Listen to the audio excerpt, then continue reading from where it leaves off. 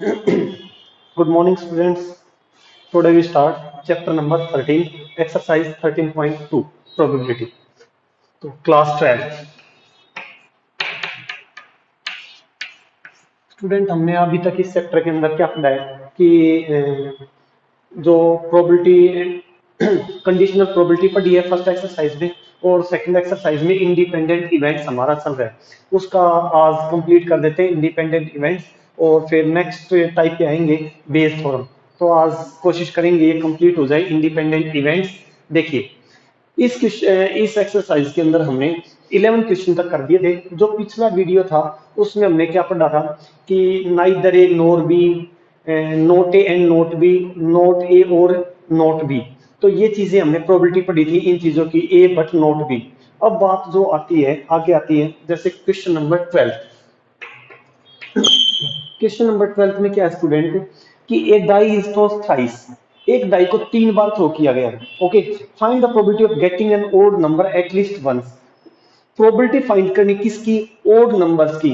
कम से कम एक बार, अगर क्या आने की, कम से कम एक बार ओड नंबर आने की प्रोबेबिलिटी को हमें फाइंड करना है। कैसे करेंगे सुनिए स्टूडेंट। इस टाइप का क्वेश्चन कंपटीशन एग्जाम में बहुत ज्यादा बार आता है। तो एनडीए या सीडीएस जो भी होते हैं, इन एग्जाम्स के लिए भी इस टाइप के क्वेश्चन को तैयार करना चाहिए। देखिए तो क्या है इस क्वेश्चन के अंदर कि एक कॉइन को 3 टाइम्स टॉस किया है और हमें प्रोबेबिलिटी फाइंड करनी है ओड नंबर्स की एटलीस्ट वंस। अगर कभी भी एटलीस्ट वंस ओड या इवन किसी की फाइंड करनी है तो पहले ना उसके अपोजिट चलते हैं। अपोजिट मीन से जैसे उन्होंने पूछा ओड तो हम पहले इवन नंबर की फाइंड करेंगे, बाद में एटलीस्ट वंस की फाइंड करेंगे। देखिए कैसे कि probability of getting even number in a single throw of die, single throw of a die is equal to, अगर प्रोबेबिलिटी फाइंड करनी किसकी?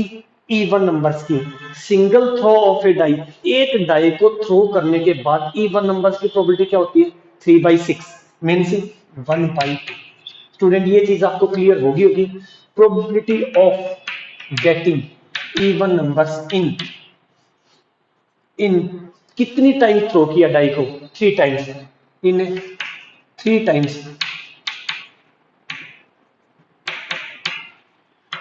Throw of a die, 1/2 raise to power 3। Clear students? ये क्या आ गई? प्रोबेबिलिटी आ गई। किसकी probability आ गई? Even numbers की। अगर 3 टाइम्स डाई को थ्रो किया जाए, क्लियर स्टूडेंट्स? 3 बार, अगर 5 बार है तो 1/2 रेज टू पावर 5 हो जाएगा। 8 टाइम्स है तो 8 टाइम्स पावर। अगर n टाइम थ्रो कर रहा है तो पावर क्या आ जाएगी? n आ जाएगी। अब आती है प्रोबेबिलिटी। किसकी प्रोबेबिलिटी फाइंड कर रहे हैं हम प्रोबेबिलिटी फाइंड करेंगे कि ओड नंबर्स की probability of getting odd numbers in 3 times throw a die. 1 minus 1/2 8, 1 - 1/8 क्या आया स्टूडेंट? 7/8। तो ये प्रोबेबिलिटी किसकी आ गई? 7/8 ओड नंबर्स की प्रोबेबिलिटी आ गई। और ओड नंबर्स कितनी बार डाई को थ्रो किया? 3 टाइम्स। अगर किसी का भी निकालना है तो इस टाइप से क्वेश्चन को सोल्व करेंगे हम। क्लियर? ओके। तो स्टूडेंट ये चीज आपको क्लियर होगी। अगर कभी भी इस टाइप का क्वेश्चन आए, अगर उन्होंने पूछा है इवन है, इवन के बारे में पूछे तो हम ओड को लेके चलेंगे। अगर ओड के बारे में पूछ रहा था इवन की, अब हमने क्या किया? पहले इवन की प्रोबेबिलिटी फाइंड कर ली है। 3 टाइम्स अगर डाई को थ्रो करते हैं तो उसके बाद अब टोटल में से अगर इवन को सब्ट्रैक्ट कर देता तो एटलीस्ट वन की आ जाएगी। At least probability of getting odd numbers in at least once, at least once. Okay, तो नेक्स्ट क्वेश्चन पे चलते हैं स्टूडेंट। इसको मैं रब कर रहा हूं। कभी भी एटलीस्ट वंस की प्रोबेबिलिटी फाइंड करनी है तो इस मेथड से आप एटलीस्ट वंस की प्रोबेबिलिटी फाइंड करेंगे। नेक्स्ट,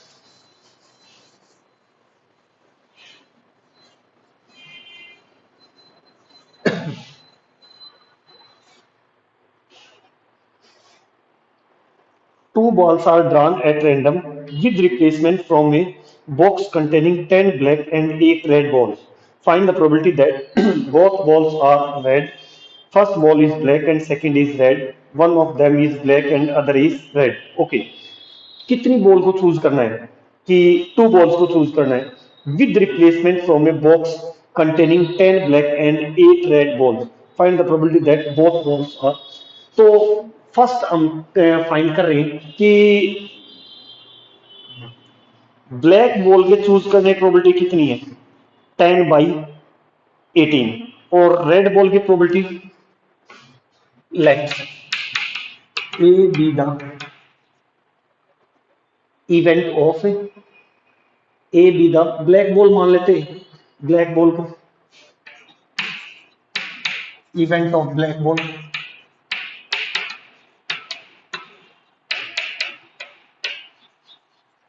और B be the event of red ball. तो पी ऑफ ए की प्रोबेबिलिटी क्या है 10/18 और पी ऑफ बी की प्रोबेबिलिटी क्या है 8/18। क्लियर स्टूडेंट, ये चीज आपको क्लियर होगी तो इसको सिंप्लीफाई कर लेते हैं। तो पी ऑफ ए क्या आ गया 5/9 और पी ऑफ बी क्या आ गया यहां से 4/9।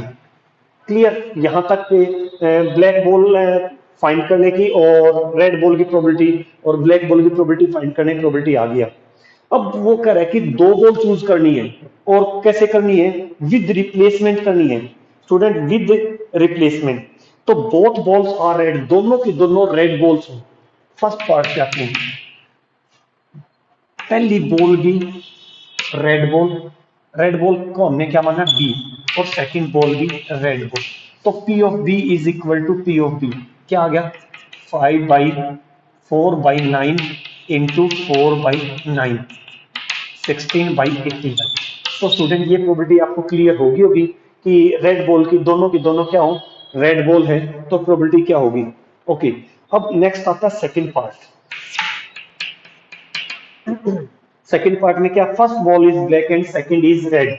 फर्स्ट बॉल क्या होनी चाहिए ब्लैक, ब्लैक की प्रोबेबिलिटी क्या है 5/9 into second ball is red. तो 5/9 इंटू 4/9 20/81। तो ये चीज सेकंड पार्ट क्लियर है।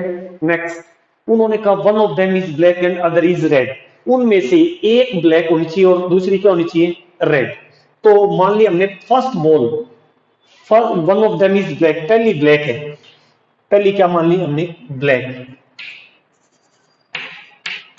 P of A plus into पहली बॉल ब्लैक है तो दूसरी क्या होगी रेड। या और जब भी आए और वर्ड आते बीच में क्या होगा प्लस एन मीन्स मल्टीप्लाई और मीन्स प्लस। क्लियर, तो फर्स्ट बॉल रेड है ब्लैक है सेकंड बॉल क्या होगी रेड या क्या होगी फर्स्ट बॉल ब्लैक है तो रेड है तो सेकंड क्या होगी ब्लैक होगी। क्लियर स्टूडेंट, तो पी ऑफ ए क्या है 5/9 इंटू 4/9 प्लस 4/9 इंटू 5/9। तो यहां से क्या है 20/81 प्लस 20/81 यहां से आ गया 40/81। तो ये तीनों पार्ट हमने कर दिए। स्टूडेंट ये चीज क्लियर होगी उन्होंने क्या पूछा है कि यहाँ पे क्वेश्चन ये था कि दोनों विद रिप्लेसमेंट है, विद रिप्लेसमेंट है इसलिए ये चीज आई है कि पहली बॉल 4/9 अगर विदाउट रिप्लेसमेंट होता तो पी ऑफ बी से यहाँ 3/8 आता। स्टूडेंट ये चीज क्लियर होगी आपको कि विद रिप्लेसमेंट और विदाउट रिप्लेसमेंट में क्या डिफरेंस है। विद रिप्लेसमेंट में तो जितनी बॉल में से फर्स्ट चूज किए उतनी बॉल में से क्या चूज करेंगे सेकंड। और विदाउट रिप्लेसमेंट में से क्या हो जाएगा कि एक बॉल चूज कर ली दूसरी बॉल ही सिलेक्ट करेंगे उसके बाद नेक्स्ट बॉल ही आएगी। क्लियर, नेक्स्ट ये क्वेश्चन नंबर 13 था। अब क्वेश्चन नंबर 14 पे आते हैं। Question number 14।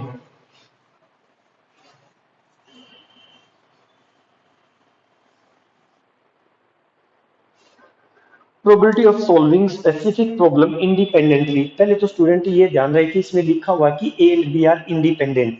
ओके, तो ए की प्रोबेबिलिटी क्या है 1/2 और बी की प्रोबेबिलिटी क्या है सोल्व करने की, प्रॉब्लम को सोल्व करने की 1/3। तो पी ऑफ क्वेश्चन नंबर 14। तो ए प्रॉब्लम सॉल्व करने की क्या है 1/2 और बी प्रॉब्लम सॉल्व करने की प्रोबेबिलिटी क्या है 1/3। ए के प्रॉब्लम सॉल्व ना करने की प्रोबेबिलिटी क्या होगी, डॉट की प्रोबेबिलिटी कभी भी निकालनी है तो 1 माइनस पी ऑफ ए, तो इज इक्वल टू क्या आ जाएगी यहां से, ये लिख देता हूं, पी ऑफ ए डैश आ गई 1 माइनस 1/2 इज इक्वल टू 1/2 और P of B dash 1 minus P of B 1 minus 1/3 क्या आगे 2/3। ये आगे ए की, ये तो गिवन है ए की प्रोबेबिलिटी स्पेसिफिक प्रॉब्लम को सॉल्व करने की प्रोबेबिलिटी पी ऑफ ए 1/2 और P of not A 1/2। P of B की प्रोबेबिलिटी 1/3 प्रॉब्लम सॉल्व करने की, बी की प्रॉब्लम सॉल्व ना करने की प्रोबेबिलिटी कितनी 2/3। अब यहाँ पे उन्होंने क्या कहा कि दो पार्ट है, इनके दोनों पार्ट को सिंप्लीफाई करना है। जो फर्स्ट पार्ट है क्या कहा, the problem is solve, problem is solve. कैसे फाइंड करेंगे, प्रॉब्लम मीन्स सारी की सारी प्रॉब्लम सोल्व होना, मीन्स हमें यूनियन फाइंड करना है। यूनियन का मतलब कंप्लीट आ जाता है, तो यूनियन फाइंड करना है P of A union B.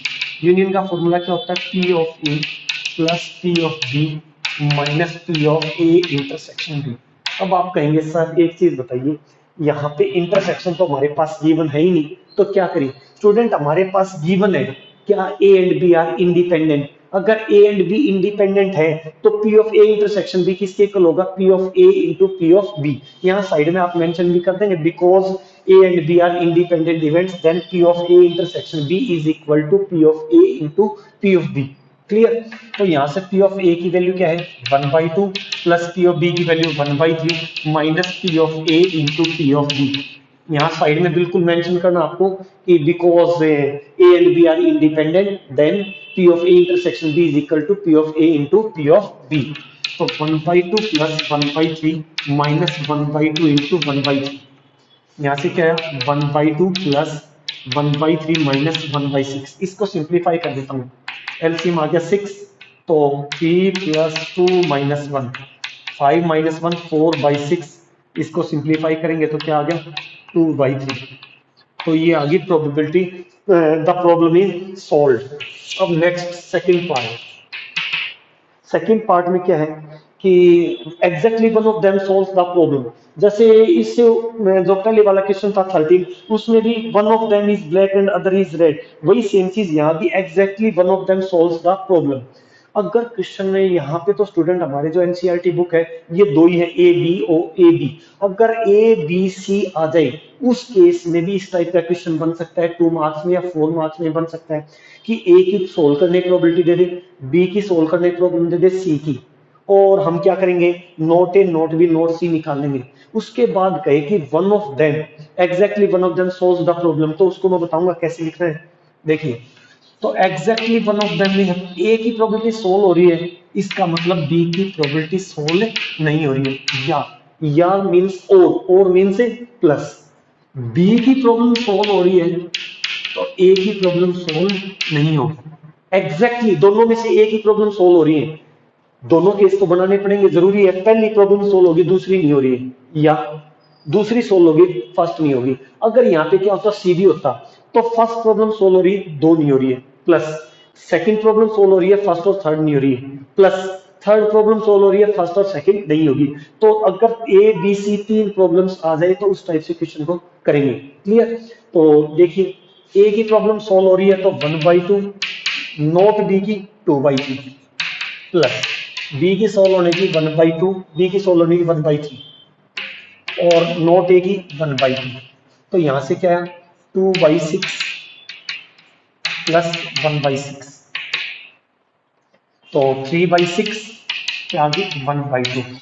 1/2 किसकी probability I, exactly one of them is solve the problem. Okay, तो ये क्वेश्चन हो गया 14। अब बात करते हैं 15 नंबर क्वेश्चन।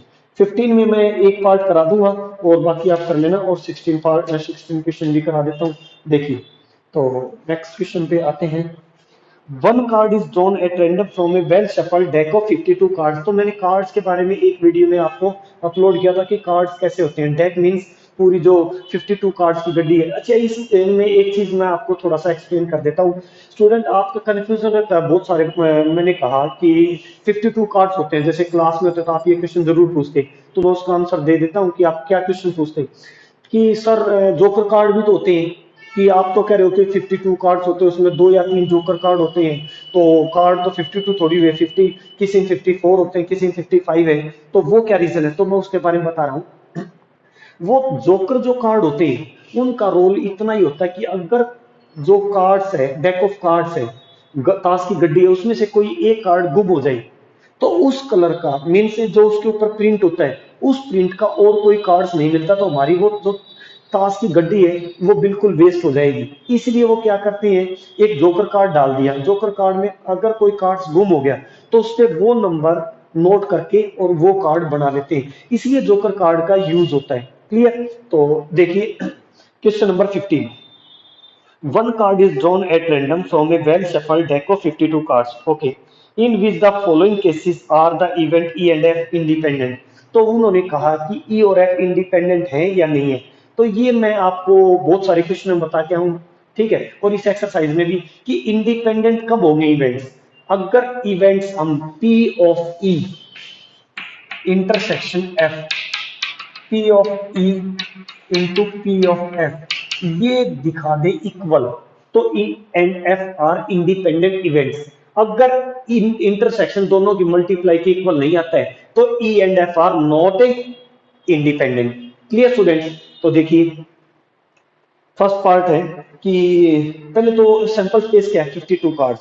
ई है the card drawn is a spade, और एफ क्या है the card drawn is an ace. तो ई इवेंट क्या है,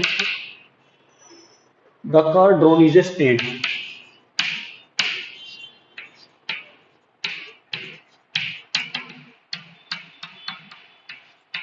स्पेड, स्पेड का कार्ड है, तो प्रोबेबिलिटी ई की स्पेड के कार्ड कितने होते हैं 13, तो 13/52। ये चीज क्लियर होगी स्टूडेंट। एफ, एफ जो इवेंट है वो क्या गिवन है, the card drawn is S.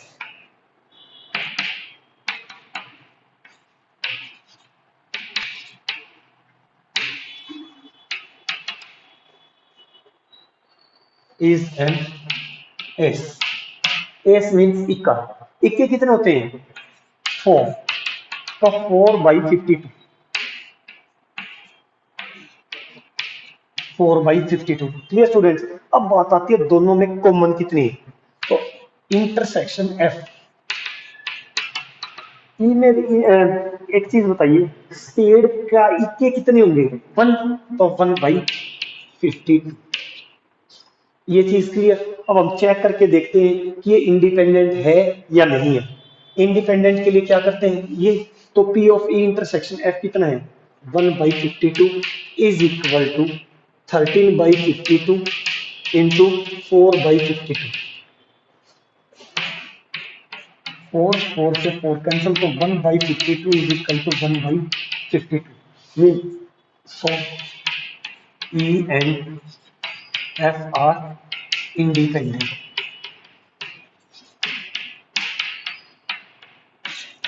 Clear students, ये आपको क्लियर हो गया होगा। और वैसे किसी भी क्वेश्चन में डाउट है तो मैंने इसकी पीडीएफ जो है वो आपके ऐप के अंदर अपलोड की हुई है, तो वहां से आप चेक कर सकते हैं student. Next question number 16।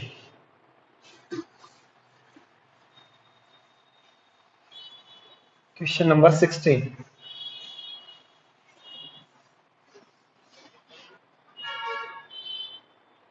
16 question. In a hostel, 60% of the student read Hindi newspaper, 40% read English newspaper. and 20% read both in Hindi and English newspaper. Both means intersection. Clear? A student is selected at random. First part may find the probability that she read neither Hindi nor English newspaper. Second में if she read Hindi newspaper, find the probability that she reads English newspaper. If she reads English newspaper, find the probability that she reads Hindi newspaper. तो देखिए 16 question में क्या है. तो student in a hostel, hostel के अंदर 60% दो student read Hindi newspaper is equal to late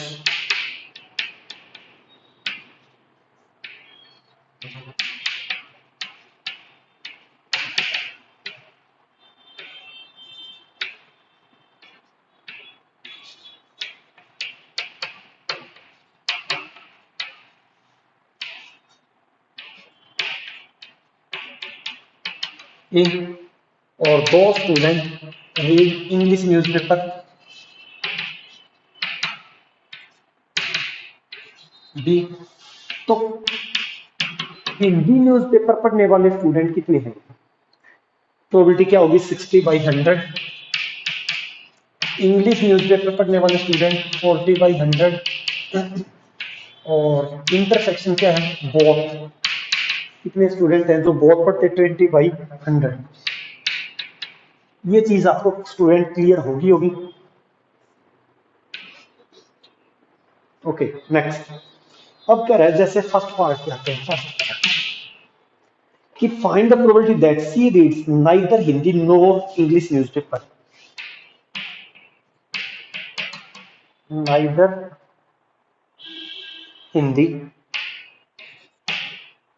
NOR English newspaper. Neither A nor B, ये फाइंड करना है क्योंकि neither English Hindi newspaper nor English newspaper. मैं ये आपको बता के इसका मीन से A dash not A and not B and not B. Okay. और यहां से इसका मीनिंग क्या है? A dash intersection B dash. Clear? P of A dash A union B whole dash और 1 minus P of A union B. Clear? अब यहां से क्या करेंगे? इसकी वैल्यू फाइंड करेंगे. तो इसकी वैल्यू कैसे होगी? तो मैं यहां कर रहा हूं स्टूडेंट. तो 1 माइनस ब्रैकेट, ब्रैकेट लगानी जरूरी है. क्यों? बाहर माइनस है. तो P of A plus P of B minus P of A intersection B. 1 minus P of A की वैल्यू क्या है? 60/100 प्लस 40/100 माइनस 20/100. 100 माइनस 20 80. 1 माइनस 80/100 तो 20/100 1/5. ये प्रोबेबिलिटी जिसकी आई है वो किसकी आई? Neither A nor B means neither Hindi newspaper nor English newspaper की ये प्रोबेबिलिटी आ गई है स्टूडेंट.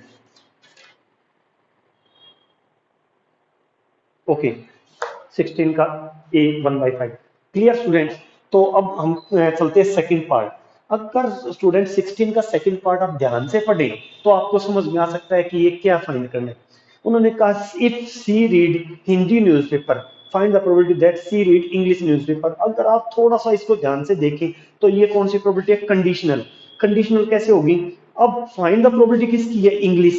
इंग्लिश तो क्या हो गया? ई. अगर हम P of E by F find करते हैं तो इसको कैसे करते थे?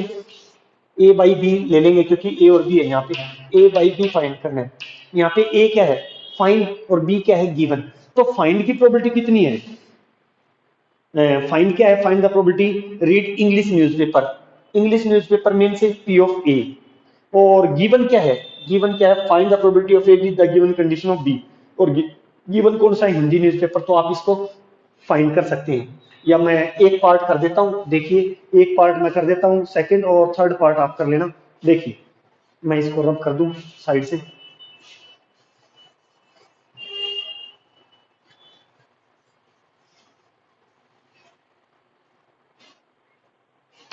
P of A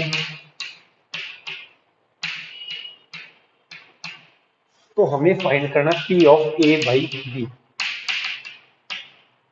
find the probability, एक चेक कर लेते क्या है कि if C read Hindi newspaper, find the probability read English newspaper. Find English करना है, इंग्लिश किसको मानना हमने, बी बाई ए फाइंड करना है। यहाँ से स्टूडेंट हमें क्या फाइंड करना है, find the probability of B, find the probability of English newspaper. C read English newspaper, if C read Hindi newspaper, given condition क्या है, ए हिंदी न्यूज़पेपर, तो यहां से क्या होगा, P of B by A का फॉर्मूला क्या होता है, P of A intersection B upon में पी ऑफ ए। तो ए इंटरसेक्शन बी की वैल्यू क्या है, 20/100 अपॉन में पी ऑफ ए क्या है, 60/100 मीन्स 1/3। 1/3 किसकी वैल्यू आ गई, पी ऑफ बी बाई ए की वैल्यू क्या आ गई, 1/3। तो क्लियर स्टूडेंट्स, जो सेकंड पार्ट था ये, थर्ड पार्ट में जो फाइंड करना है, थर्ड पार्ट में क्या फाइंड हो जाएगा, P of A by B. A by B क्या हो जाएगा, A intersection B by P of B. तो स्टूडेंट आप वो फाइंड कर लेंगे। तो नेक्स्ट क्वेश्चन की बात करते हैं, क्वेश्चन नंबर 17 मैं करवा रहा हूँ, तो ये एक्सरसाइज कंप्लीट हो जाएगी। देखिए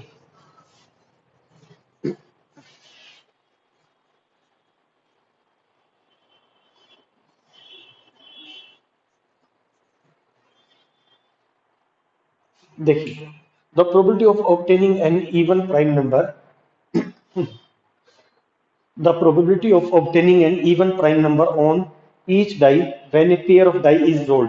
अच्छा, pair of die is rolled, तो सैंपल स्पेस क्या बना हमारा, सैंपल स्पेस में आए 1 1 2 2 3 3 6 6, मतलब टोटल 36 एलिमेंट्स आ गए, 36 पेयर्स आ गए। ओके, अब उन्होंने कहा प्रोबेबिलिटी फाइंड कीजिए किसकी, even prime number on each die. तो एक इवेंट बनाया, ए इवेंट, दोनों के दोनों डाई पे क्या आना चाहिए, इवन प्राइम नंबर इस डाई पे। तो इसका मतलब means even prime number A की होता है 2 2। तो ए की प्रोबेबिलिटी फाइंड करनी, पी ऑफ ए मीन्स 1/36। तो स्टूडेंट ये चीज आपको क्लियर होगी पी ऑफ ए की प्रोबेबिलिटी क्या होगी, 1/36। क्लियर। Next question number 18। 18 की बात करते हैं, two events A and B will be independent if, अगर इंडिपेंडेंट है तो कौन सी कंडीशंस इन चारों में से सेटिस्फाई करेगी। क्लियर। तो हमने देखा ए एंड बी ये नहीं है, सी देखा, डी देखा, तो बी को हम चेक करके देखा। Question number 18, P of A dash B dash, हम चेक करके देखेंगे कि ये सही लिखा है या नहीं लिखा है। 1 minus P of A into 1 minus P of B, ये इसके इक्वल है, तो ये चीज सेटिस्फाई करेगी। तो P of A dash B dash is equal to 1 minus P of A क्या होता है, पी ऑफ ए डैश और पी ऑफ बी डैश। तो ये स्टूडेंट प्रॉपर्टीज है, अगर if A and B are independent then P of A dash B dash is equal to P of A dash into P of B dash, separate हो जाएंगे अगर independent है। And mean से intersection. Clear students, तो ये second part जो है वो हमारा इसका आंसर हो जाएगा। क्लियर। तो थैंक यू स्टूडेंट्स, ये एक्सरसाइज कंप्लीट होगी इंडिपेंडेंट इवेंट्स। तो नेक्स्ट वीडियो में हम करेंगे बेस थ्योरम, जो एक्सरसाइज 13.3 है। Okay, thank you.